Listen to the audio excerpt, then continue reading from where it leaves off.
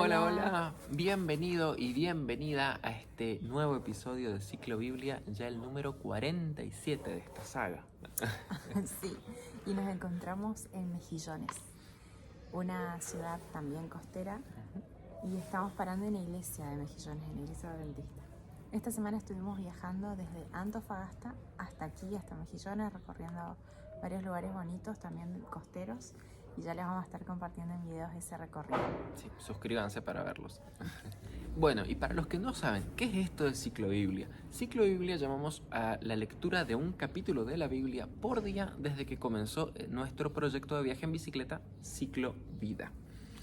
En esta oportunidad vamos a repasar los capítulos del 1 al 8 del libro de Segunda de Reyes, que ya estamos ahí leyendo.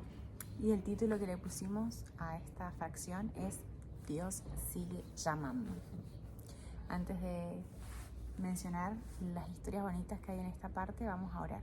Señor nuestro que estás en los cielos, muchísimas gracias por la oportunidad que tenemos de escudriñar tu Biblia, de escudriñar tu palabra, para poder conocer así las historias de este pueblo de Israel, que tu propósito al elegir a este pueblo era poder mostrarnos a todos el amor que tú tienes hacia tus hijos, y como siempre estás insistiendo y sigues presente buscando la reconciliación contigo.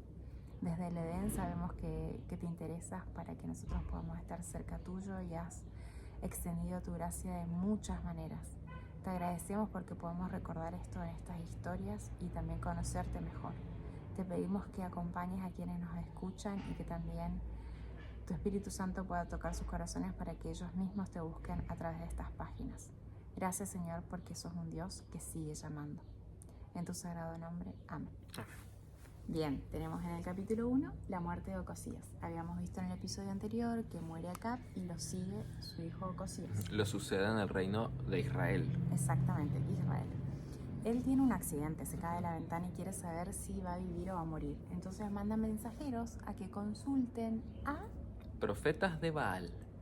al mismo Baal. Sí, mala decisión. Dios envía a Elías que intercepte a estos mensajeros y que le digan, o sea, un mensaje al rey, ¿acaso no hay Dios en Israel? No hay profetas de Dios en Israel. Para que vos vayas a consultar a otros dioses falsos. Y le dice, con respecto a tu duda, vas a morir. Bueno, obviamente esto no le gustó para nada al rey. Envía capitanes con soldados para que lo capturen.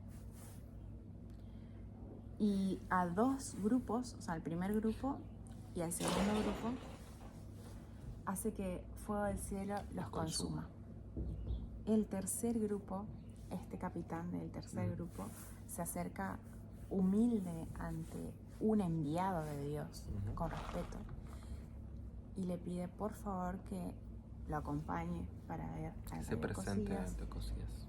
Y este tercer escuadrón no es consumido por fuego, y Elías sí se presenta para repetir lo mismo, o sea, lo que ya dijo, pero era una forma de confirmar el mensaje cara a cara, y que no era un teléfono descompuesto, sino que efectivamente este rey Ocosías iba a morir.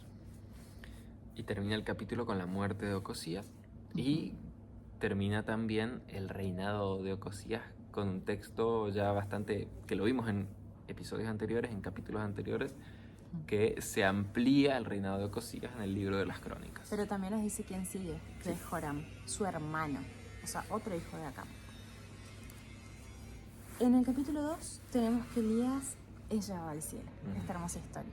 Eliseo, recordamos, ya había sido ungido como su sucesor, lo va a acompañar hasta el último momento.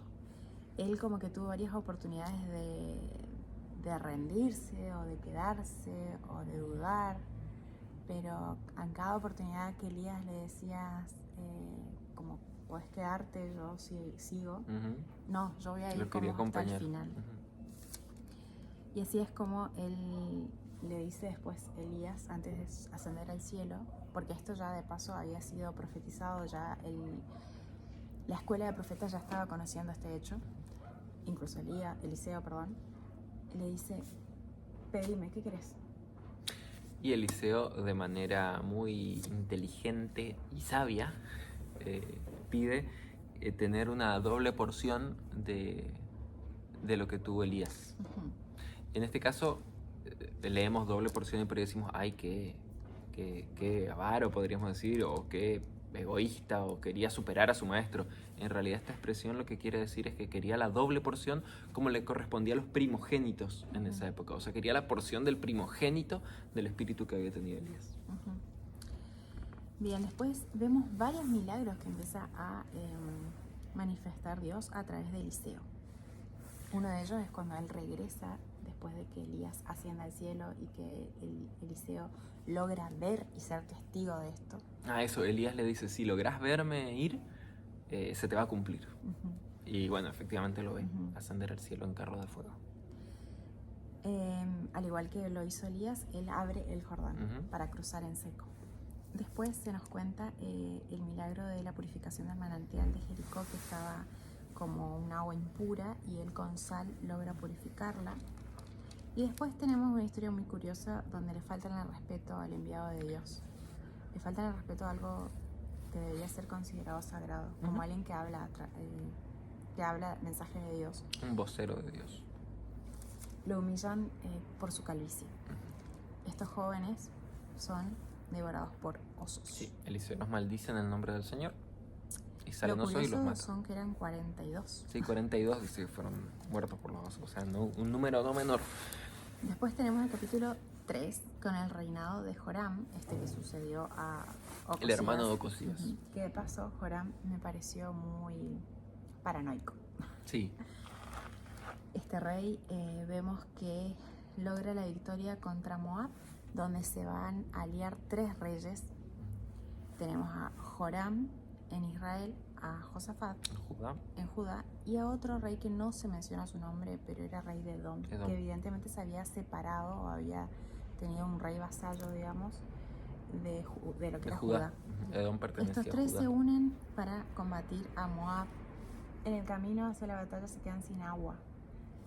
Y van y quieren consultar con Eliseo, y Eliseo muy sarcásticamente, en forma de reproche, también le dice, ¿por qué no te vas a consultar a los profetas de tus padres? Este rey Joram medio que le quiere echar la culpa a Dios de lo que le estaba Ujú. pasando, cosa que nada que ver, o sea, ellos se quedaron sin agua por falta de cálculos probablemente. Error logístico. Y ahí es donde él pide un músico, o sea, Eliseo pide que le traiga un músico y él recibe la respuesta de Dios, en el que les pide que construyan presas o hagan fosas, depende de la versión. Ujú. Ellos también tenían que poner manos a la obra. Esto es algo, un patrón que se repite. Fíjense, cuando hablábamos de la purificación del manantial, de también agua. les pidió que le trajeran a Eliseo un tazón con sal. Con sal. No era que la sal tenía poder ni era una poción mágica, Claro. digamos, sino que era la misma sal que vos tenés en toda la cena, Ujú. tráeme. O sea, Pero tráeme tu era sal. también un acto de fe el que Ujú. uno tenía que poner manos a la obra. Bueno, acá es lo que le pide a este ejército, que haga fosas, porque Dios iba a traer mucha agua y además la victoria contra los moabitas. Sobre Moab. Dice que en el momento de la ofrenda o el holocausto de la mañana viene mucha agua y que los moabitas que estaban a lo lejos veían como que era un mar rojo y pensaron que los israelitas se habían matado entre sí. Que era y dijeron, sangre. "Listo, ya estábamos", y se metieron a la boca del lobo. Ahí es que gana la batalla esta Estos triple 3 aliados. alianza, Ujú. digamos, de lo que era Israel. Un detalle que también se nos menciona en este capítulo 3 es que el rey moabita sacrificó a su hijo. Fíjense lo desesperados que estaban Ujú. los moabitas ante esta pérdida o esta derrota en la batalla. Esto generó repudio ante los reyes, estos 3 reyes que se retiran. En el capítulo 4 tenemos otro milagro. Otro milagro con el aceite y una viuda. En este caso una viuda que tenía muchas deudas. Iban a quitarle su casa, Sí, su y hijo, se acerca- iban a ser vendidos como esclavos. Ujú. Y se acerca a Eliseo para conseguir una respuesta o qué podía Guía. hacer, una guía exactamente. Consejo. Y Eliseo le dice, pedile a tu hijo que consiga todas las vasijas que pueda, todo recipiente que pueda, y con tu aceite anda sirviendo en todas esas vasijas. Carga una, después carga otra, después carga otra. y ese poquito aceite que tenía se multiplicó y llenó todas las vasijas que le habían traído, las vasijas y los recipientes. Y le dice, bueno, ahora que tenés todo ese aceite, véndelo y paga tus deudas. Y así fue que ocurrió. Lo loco es que Eliseo le dice, ¿qué tenés en tu casa? Solo tengo un jarrito de aceite, no le quedaba nada. Bueno, Pero con eso ese era nada vamos a hacer suficiente. mucho. Nuevamente también vemos el hecho de que uno tiene que poner manos a la obra, acción. Y Manifestar su fe con acción. Confiar que ese aceite iba a llenar todas esas vasijas. Después tenemos una historia muy bonita de una familia. Acá se menciona la mujer de Tsunamita, de Tsunam. Que ella junto a su esposo querían mucho a Eliseo. A Eliseo. Tanto que siempre los hospedaban cuando pasaba por su casa y llegaron a construir una habitación exclusivamente para el profeta para las veces que pasara por su casa. No era una habitación de visita, era una habitación para Eliseo. Sí, muy hospitalarios ellos. Obviamente Eliseo estaba muy agradecido con esta mujer y le dijo, ¿qué puedo hacer por vos? Y ella le dijo, tengo todo, no necesito nada. Pero Eliseo se dio cuenta de algo. Ella, no tenían matrimonio, no tenían hijos. Entonces le dijo, el año que viene cuando yo vuelva en esta época, vos ya vas a ser mamá, vas a tener un hijo. Y eran adultos ya, viejos, dice la Biblia, eran entrados en años. Y así fue, efectivamente, al año siguiente, esta mujer tuvo un hijo. Pero tristemente, un día este niño fallece. Y esta mujer corre a Eliseo y le dice, ¿acaso yo te pedí este hijo? ¿Por qué ahora tengo que sufrir esto, esta pérdida? Obviamente Eliseo se pone manos a la obra, le pide a su criado Giesi que se adelante, que vaya, que intente revivir a este niño. Obviamente Giesi no lo logra. Después llega Eliseo, que había, suponemos, viajado de vuelta a la casa con la mujer, que no conocemos el nombre de ella. Y efectivamente Eliseo logra hacer un milagro nuevamente con el poder de Dios. Resucita a este niño. Después tenemos el milagro de la comida, que también yo no recordaba esta historia. Había sido que no es la primera vez en la Biblia que aparece la multiplicación de los panes en los libros de los evangelios, digamos.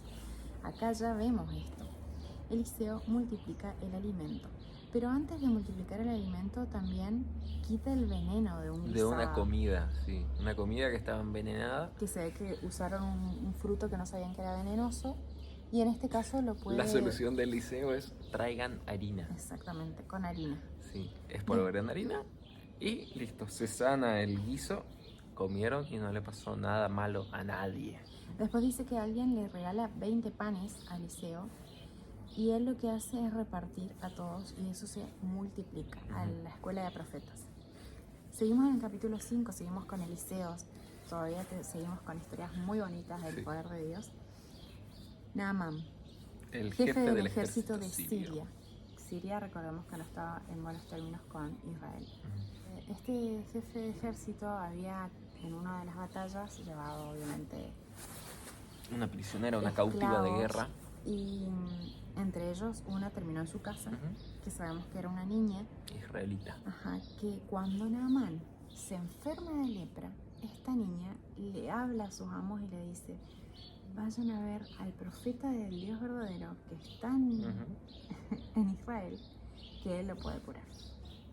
La fe que tenía la niña. Sí.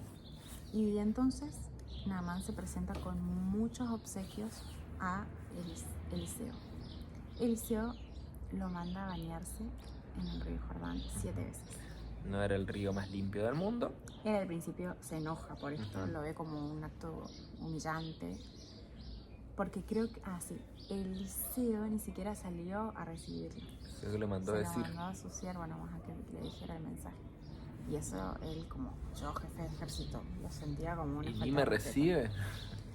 Sus criados, gracias a Dios que tenía unos muy buenos criados, le hacen reflexionar a Naamán y le dice: si te hubiese pedido algo difícil, lo hubieses hecho.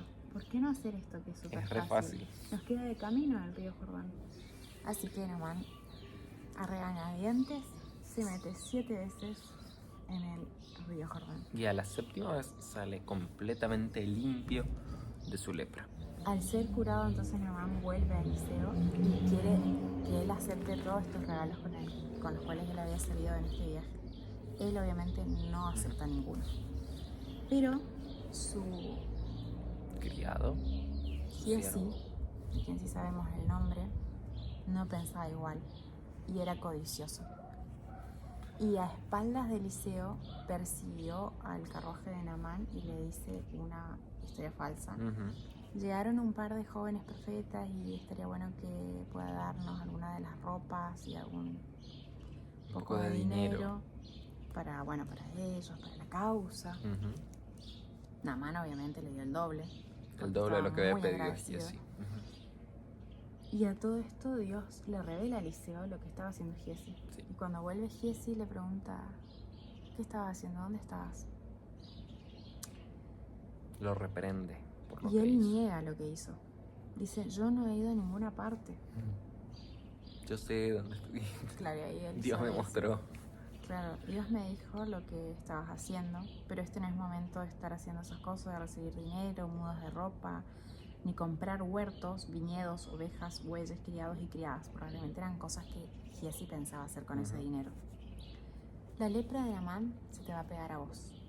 Esa era la sentencia para Giesi. Que de paso, no solamente él actuó con codicia, sino que actuó en nombre de Eliseo. Se estaba manchando también el nombre de Eliseo, estaba manchando el nombre de Dios. Sí. Pasamos al capítulo 6. Otro milagro. El milagro de la hacha. Los profetas se ve que estaban quedando muy apretaditos en el espacio en el que estaban viviendo, así que querían construir nuevas cabañas o nuevos recintos y fueron a cortar árboles y un hacha se cae al agua. Y Eliseo nuevamente hace un milagro y esta hacha flota a través porque de una encima rama. estaba muy angustiado al que se le cayó el hacha porque era prestada, ni siquiera era de él. Y bueno, Eliseo la hace flotar al hacha, un hacha de metal flotando, ¿se lo imaginan? Bueno, yo no, pero ocurrió y está ahí en la Biblia. Después tenemos la historia de Eliseo y los sirios. Resulta ser que el rey sirio planeaba, estrategias y siempre era saboteado porque Eliseo, a través de Dios, conocía los planes de los sirios y se los revelaba al rey de Israel. Y el rey sirio no entendía por qué pasaba esto, hasta que le dijeron, pasa que vos no sabías, pero hay un profeta de Dios. Pensaba que alguien estaba filtrando información, pero era Dios. Así que obviamente este rey sirio quiere aprender a este Eliseo. Y Eliseo estaba en Dotán, nos dice la Biblia, y ahí es donde envía este rey caballerías y carro de combate y mucha infantería, y rodean la ciudad donde estaba Eliseo. El criado de Eliseo le dio miedo, claramente. Le dio miedo, y Eliseo oró al Señor para que sean abiertos los ojos de este siervo y pudiera ver el ejército que había protegiendo a Eliseo o haciendo frente a los sirios, que probablemente eran ángeles de Dios.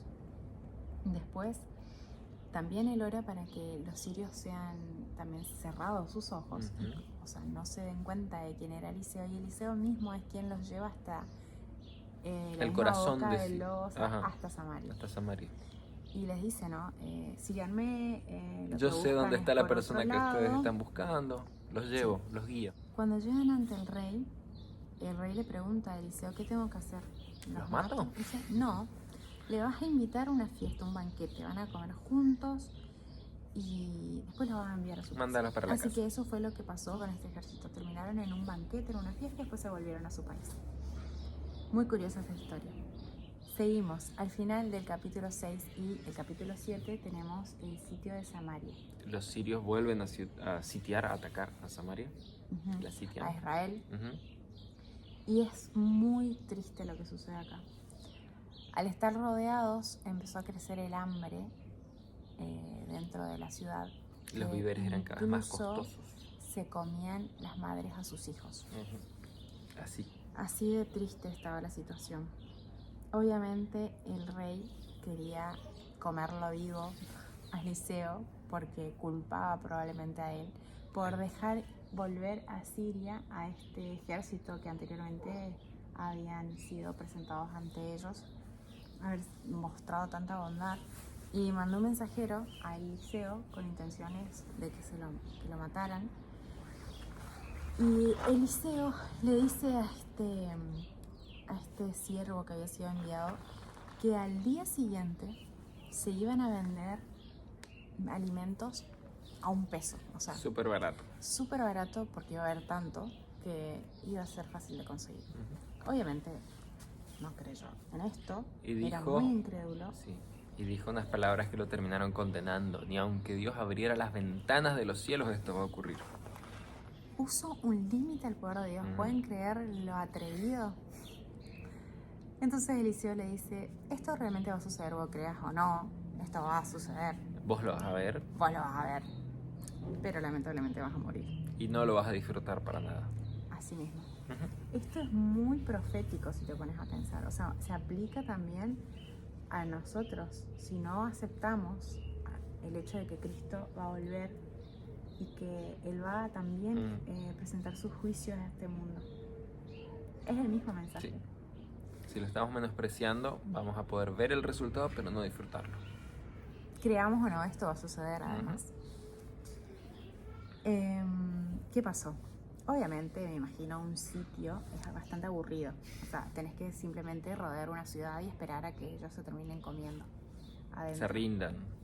Se destruyan ellos Entre mismos, ellos. digamos. Entonces, este campamento sirio estaba en esta fiesta, ya habían hecho carpas, ya habían traído todas las comodidades que se puedan imaginar. Básicamente como que se mudaron alrededor de Samaria. Tenían bienes para mucho tiempo, para que el sitio continúe.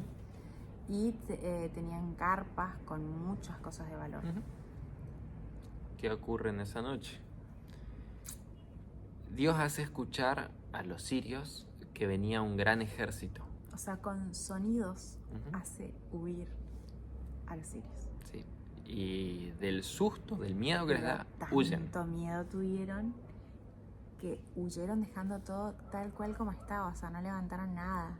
No sé, prepararon Se fueron, una salvaron sus mochilita. vidas, nada más. Se fueron. Incluso dice que después, cuando ellos... bueno, hay una historia muy interesante que a unos leprosos los invitamos a, si todavía no la leyeron, que lo vean. Sí, Segunda Reyes No vamos a 7. entrar en ese detalle. Pero cuando ellos mandan o sea, los de Samaria a chequear si realmente habían huido, dice que en todo el camino veían objetos. O sea, como que algunas cosas de que también llegaron a manotear para llevar, pero terminaron... Pero lo fueron dejando de camino. O sea, estaban huyendo realmente muertos de miedo, porque iban soltando las cosas como cuando un barco se hunde y vos tirás todo. Que sin se mantenga a pensar, porque querés flote seguir vivo. Bueno. a toda costa. Entonces, así como le había profetizado Eliseo, los alimentos se vendieron a poquísimo valor, porque había muchísimo. Sí. Al principio el rey quiso controlar que que el pueblo, la gente común no saliera de las paredes de Samaria para saquear el campamento sirio, pero no lo logró. La necesidad era mucha. Las personas saliendo así todas, me imagino, todas descontroladas con el hambre que estaban pasando, atropellan, pisan, aplastan al ayudante del rey, a este mismo que Eliseo también había profetizado que iba a morir y no iba a disfrutar de esta abundancia. Último capítulo.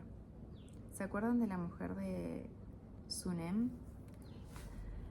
Ella, por advertencia de Eliseo, huyó cuando iba a haber sequía, hambre, pero después volvió, después de 7 años, dice que volvió a reclamar sus tierras al rey.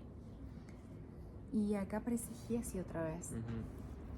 No sabemos si esto está en otro orden cronológico, o si Giezi estaba todavía leproso, o si Giezi se había curado, no estamos seguros. Pero Giezi está contándole al rey los milagros que Eliseo había hecho justamente con el hijo de esta mujer. Y justo ella aparece reclamando sus tierras. Reclamando que se le sean ella devueltas pudo sus confirmar bienes. todo lo que estaba contando Giezi. Después vemos que Eliseo se fue a Damasco. Y como ahí anuncia a Hazael que él iba a ser el siguiente rey de Siria. Él en realidad se había presentado a Eliseo para consultarle por su amo, el rey actual, si es que Dios lo iba a sanar o si no iba a morir porque se ve que estaba enfermo.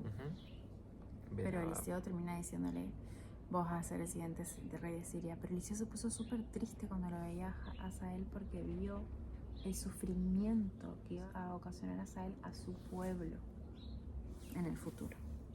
Después termina el capítulo 8, la lectura de esta semana, con 2 reyes de Judá.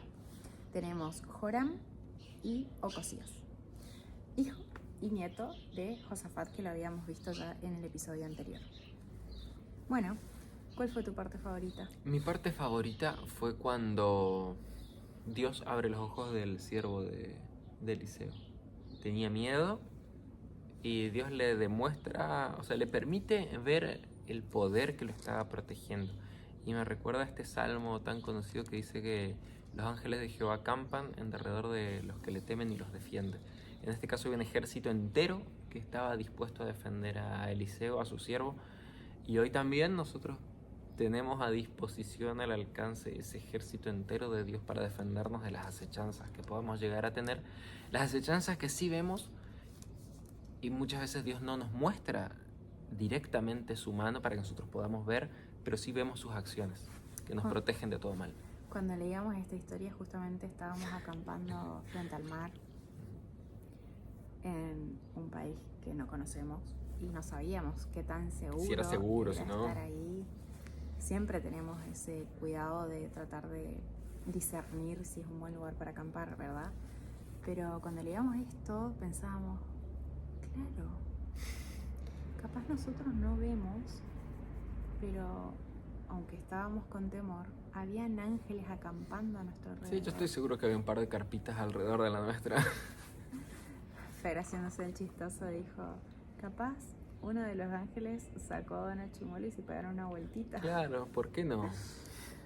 Sí, bueno, no sabemos muchas cosas a veces, no la vemos como este siervo que no lo veía, pero tenemos la confianza de que la palabra de Dios es verdadera. Y la palabra de Dios dice que Él acampa alrededor de los que le temen Y los defiende.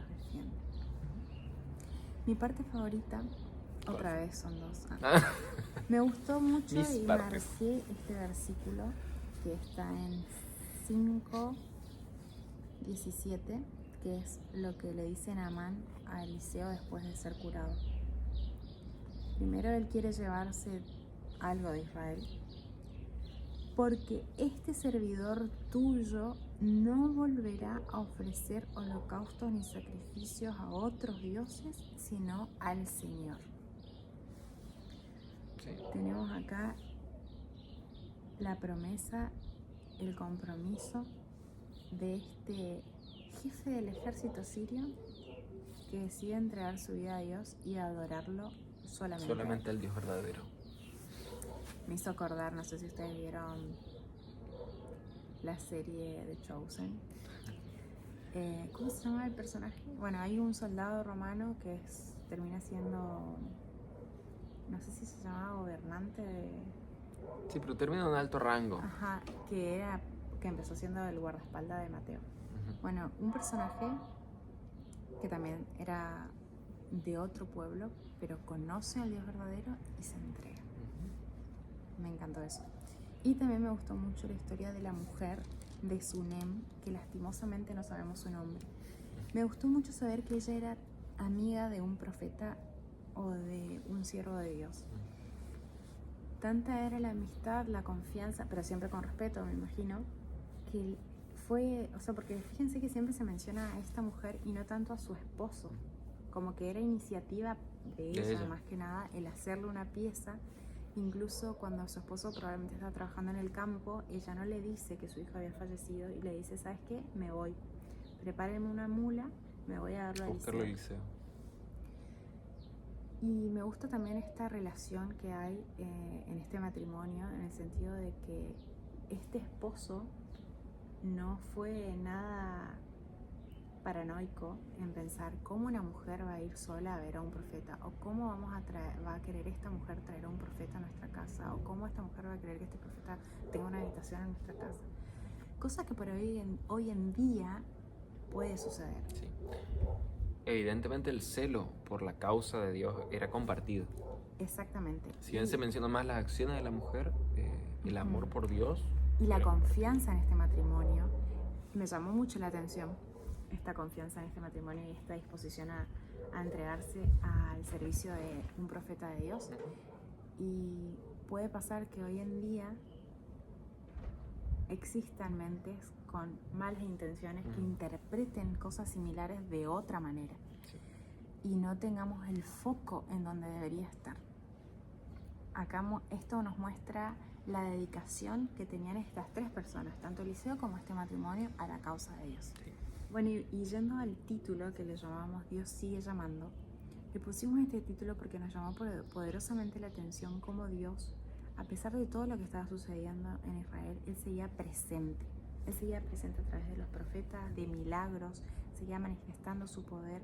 Y sobre todo, cuando leía la historia de Samaria, que fue sitiada y que dentro de Samaria las personas comían a sus hijos, yo decía, la perversión que estaba viendo era tan grande. ¿Por qué Dios no permitió que ya termine el sufrimiento de todos y que caiga el juicio y que Siria destruya allá? ¿Y por qué no se olvida ya de este pueblo que se había olvidado tantas veces de Dios? ¿Por qué seguía salvándolos?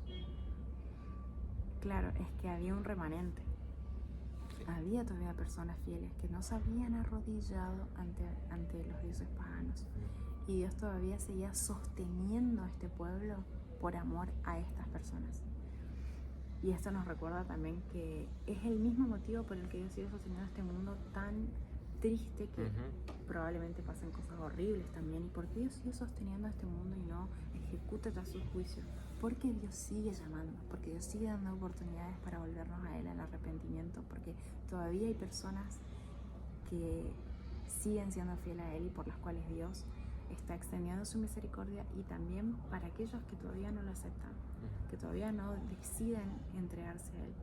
Es decir, la puerta de la gracia sigue abierta porque Dios es un Dios de amor y de justicia, un Dios que tiene un equilibrio perfecto entre estas dos cosas. Sí.